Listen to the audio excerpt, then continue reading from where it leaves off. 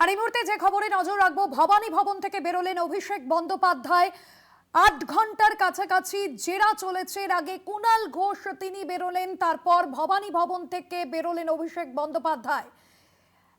এই মুহূর্তে যে খবর আমরা পাচ্ছি, ভবানী ভবন থেকে বেরোলেন অভিষেক বন্দ্যোপাধ্যায়। আজ সকাল 12:30 থেকে তাকে জেরা করা হয়, ম্যারাথন জেরা করা হয় অভিষেক বন্দ্যোপাধ্যায়কে। কুণাল ঘোষের সঙ্গে মুখোমুখি বসিয়েও দীর্ঘক্ষণ জেরা চলে।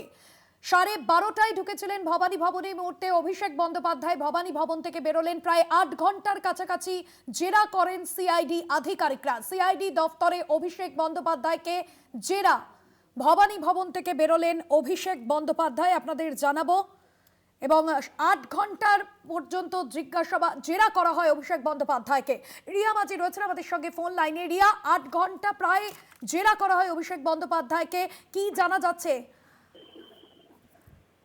দেখো, তোমাদের প্রথমেই জানিয়ে রাখবো যে অভিষেক বন্দ্যোপাধ্যায় তাকে জিজ্ঞাসাবাদ করা হয়েছে, কারণ কোনো ব্যক্তি গ্রেফতার না হয় সেক্ষেত্রে তাকে জেরা বলা যায় না।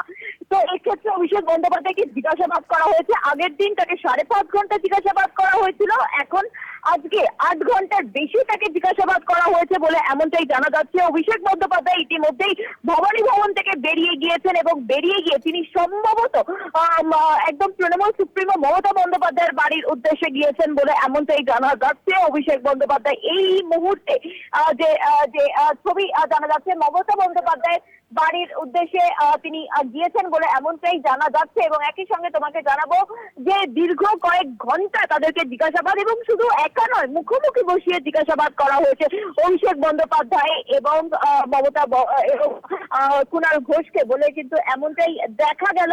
এই মুহূর্তে তোমাকে জানিয়ে রাখবো যে মমতা বন্দ্যোপাধ্যায়ের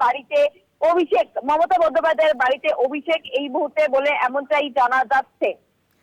একদমই রিয়া, এবং সেক্ষেত্রে সঙ্গে থাকো তুমি। আপনাদের জানিয়ে রাখবো, সই জলকাণ্ডে অভিষেক বন্দ্যোপাধ্যায়কে জিজ্ঞাসাবাদ প্রায় 8 ঘন্টার কাছাকাছি জিজ্ঞাসাবাদ করা হয় অভিষেক বন্দ্যোপাধ্যায়কে। 8 ঘন্টা জিজ্ঞাসাবাদ শেষে এই মুহূর্তে ভবানী ভবন থেকে বেরোলেন অভিষেক বন্দ্যোপাধ্যায়।